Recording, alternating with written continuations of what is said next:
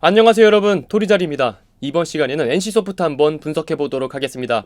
그럼 지금 바로 가자! NC소프트 연매출 1조 7012억원, 영업이익 4790억원, 당기순이익은 3581억원, PC게임으로는 리니지, 리니지2, 아이온, 블레이드앤소울, 모바일 게임으로는 리니지 M, 리니지 M2, 파이널 블레이드, 프로야구, H2 등을 운영한다고 써있지만 사실 다들 아시는 것처럼 그냥 리니지 회사죠. 대한민국의 게임업계를 이끌고 있는 3N 중 한 회사입니다. 최근 3개년 매출 및 영업이익을 한번 살펴보도록 하겠습니다. 2017년 1조 7587억원, 영업이익 5850억원으로 영업이익률이 무려 33%이고 참고로 코스피 평균 영업이익률이 7에서 8% 정도입니다. 완전히 돈을 쓸어 담는 매출과 영업이익을 2019년 작년까지 무난하게 이끌어주고 있습니다. 먼저 NC소프트 이야기를 하기 전에 우리나라 게임 산업에 대한 이야기를 간단하게 짚고 넘어가 볼게요. 혹시라도 NC 얘기만 듣고 싶은 분들은 시간별 세계를 참고하셔서 그것만 듣고 가시면 되겠습니다. 우선 우리나라 게임의 위상을 먼저 말씀드리면 한류 열풍으로 영화, 드라마, 웹툰, 게임 등의 수많은 컨텐츠들이 해외로 수출을 많이 하는 건 다들 알고 계실 텐데 어느 분야가 수출이 가장 많을까요? 네, 바로 정답은 게임입니다.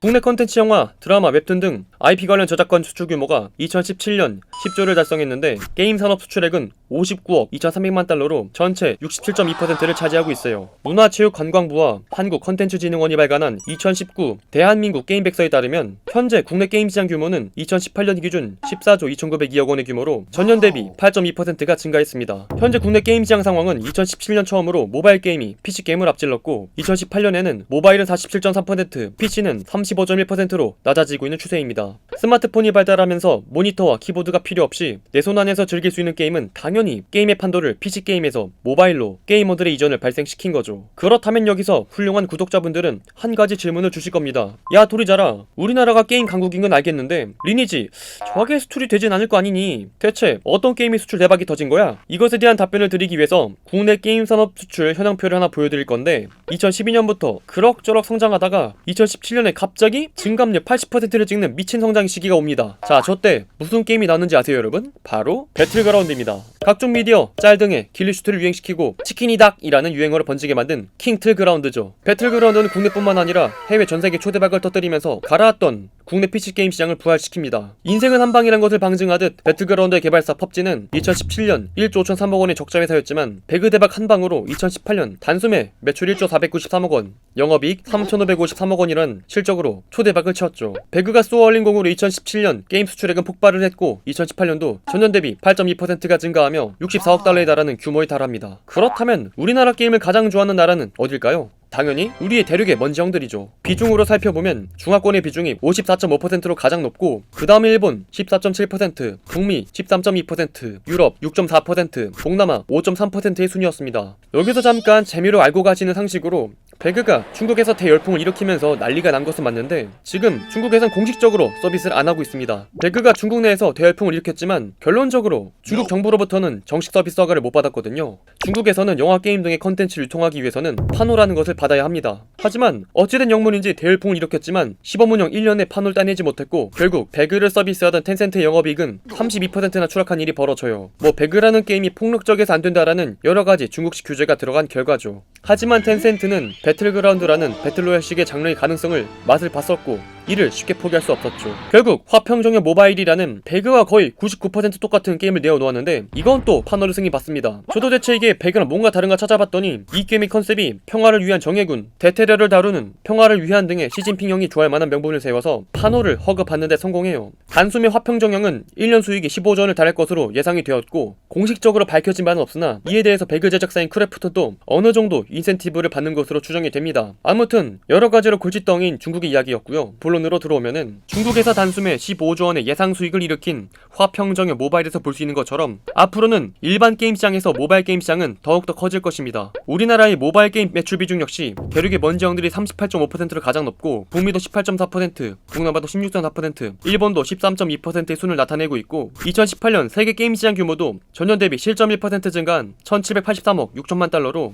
우리나라 돈으로 217조 규모의 시장 규모로 커지고 있는데 플랫폼별 세계 시장 게임 점유율이 모바일 게임이 35.8%, 콘솔이 21.5%, 온라인 PC 게임이 18.4%의 순위로 이제는 모바일 게임의 순위가 압도적으로 높고 2021년에는 모바일 게임이 39%, 콘솔이 26%, PC는 17.5%로 모바일 게임이 더 강세가 될 것이기 때문입니다. 자, 그렇다면 모바일 게임으로 게임의 플랫폼이 이전되는 상황에서 NC가 박수를 치고 저렇게 높은 평가를 받을 수 있는 이유는 바로 이것 때문이죠. NC소프트의 매출 비중을 살펴보면 모바일 게임이 58.7%로 매출의 절반을 모바일 쪽에서만 끌어오고 있습니다. 그 중에서 가장 큰 효자는 바로 리니지 M 시리즈죠. 리니지 M은 출시 첫날 매출 107억 원을 기록하면서 국내 역대 모바일 게임 첫날 최고 매출을 경신하며 기존 최고 매출 79억을 찍었던 리니지 레볼루션을 뛰어넘으면서 리니지를 다시 한번 뛰어넘는 기염을 토해내고, 이 같은 기세로 2019년 8월 모바일 게임 월 매출 전세계 탑10에 랭크가 되고, 곧이어 출시한 리니지2M은 2019년 11월 27일부터 1월 27일까지 매출 집계를 한 결과 하루 평균 매출 41억 원을 찍으며 리니지를 이용하시는 게임계의 큰손 형님들의 어나더 레벨을 보여주셨습니다. 통계를 내어보니 리니지2M을 사용하는 형님들은 한 달 평균 28만원 정도를 현질을 하고 계셨어요. 리니지의 게임의 기세는 단순히 리니지에서 끝난 것이 아닙니다. 2019년 모바일 게임 역대 최고 매출 기록 리니지2M 덕분 2019년 국내 모바일 게임 시장 규모가 4조 2천억 원을 돌파하면서 역대 최고 매출을 기록했다고 합니다. 최근 3개년 동안 단 한 차례 감소 없이 지속적으로 상승하고 있어요.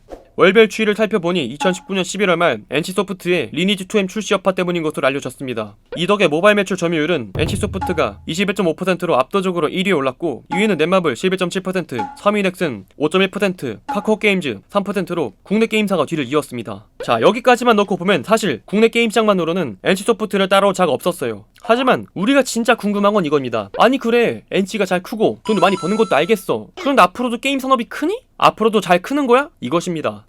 이거에 대한 답을 먼저 드리면은 게임 산업에 대한 추세는 확실히 좋아졌습니다. 첫 번째로 2019년 6월 PC 온라인 게임 결제 한도가 폐지가 되었습니다. 성인 기준 최대 50만원으로 제한된 PC 온라인 결제 한도가 해제가 되었어요. 물론 원한도는 그대로지만 돈의 흐름의 한계를 풀어줌으로써 시장의 성장성을 기대볼 수 있게 되었습니다. 그리고 2017년 VR, AR이 상용화되기 시작하면서 게임 산업이 PC, 스마트폰이 다음으로 진화하게 될 수 있는 길이 열렸고, 구글, 애플, 아마존, 마이크로소프트 등의 글로벌 기업들은 게임 스트리밍 서비스에 대한 계획을 발표했어요. 클라우드 기술을 기반으로 스트리밍을 통해 모바일과 PC 등의 디바이스의 종류와 사용을 막론하고 고품질 게임을 즐길 수 있게 만든 것을 말했습니다. 구글 스타디아를 시작으로 마이크로소프트 엑스클라우드, 지포스 나우 등 모바일로 PC 게임을 구동한 스트리밍 서비스를 내세우면서 게임 산업의 확대를 주도하고 있습니다. 이제는 단순히 모바일로 컨트롤할 수 있는 게임을 하는 것이 아니라 VR 기기를 통해서 영화 레디 플레이 원 같은 게임을 즐길 수 있다는 거죠. 그리고 아까 게임에 대한 규제를 푼 것처럼 나라님들 역시 게임에 대한 보는 시각이 많이 달라졌습니다. 문화체육관광부는 2019년 60억 원의 예산을 들여 광주, 부산, 대전 등의 e스포츠 경기장 구축을 선정하고 PC방을 e스포츠 시설로 지정하고, 경기도는 2022년 3월까지 판교 일대에 e스포츠 전용 경기장을 조성할 계획이며 이를 위해 도비 100억 원을 포함한 296억 원의 예산을 마련했다고 밝혔습니다.